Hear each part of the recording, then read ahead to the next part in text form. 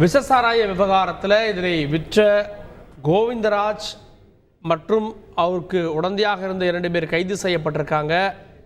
இதை தயாரித்த இதை கொடுத்த இந்த சின்னராஜ் அப்படின்றவர், சின்னதுரை அப்படின்றவர் தலைமறைவாகி இருக்கிறார். செய்தியாளர் சதீஷ்மணி கூடுதல் விவரத்தோடு இருக்கிறார். சதீஷ்மணி, இவரை தேடும் பணி தீவிரமடைந்திருக்கிறதா? இவர் இந்த கோவிந்தராஜுக்கு மட்டும்தான் விற்பனை செய்தாரா, மற்றவர்களுக்கும் விற்பனை செய்தாரா? இவருடைய நெட்வொர்க் என்ன? உயிர்களை பலிவாங்க கள்ளக்குறிச்சி விஷசாராயம் விவகாரத்துல விஷசாராயத்தை வழங்கிய முக்கியமான நபரை போலீசார் தேடி வருகின்றனர்.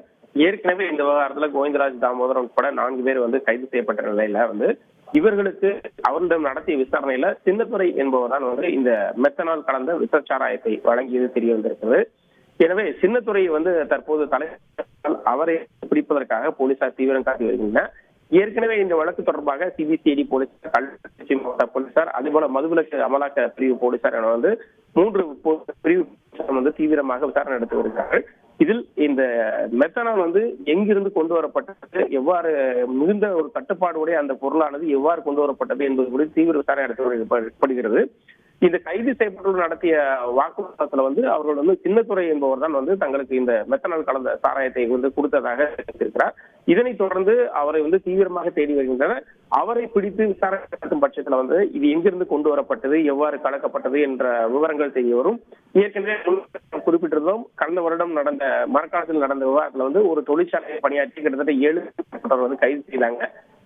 எங்கிருந்து கொண்டு வரப்பட்டது, அருகில் உள்ள தொழிற்சாலையா அல்லது பாண்டிச்சேரியா அல்லது எங்கிருந்து கொண்டு வரப்பட்டது என்பது குறித்து சின்னத்துறையை கைது செய்தாலே அடுத்த கட்ட தகவல் தெரிய வரும் என கூறப்படுகிறது. இதனைத் தொடர்ந்து சின்ன தலைமறைவாக உள்ள சின்னத்துறையை கைது செய்வதற்காக முக்கியமாக தீவிரமாக போலீசார் தேடி வருகின்றனர்.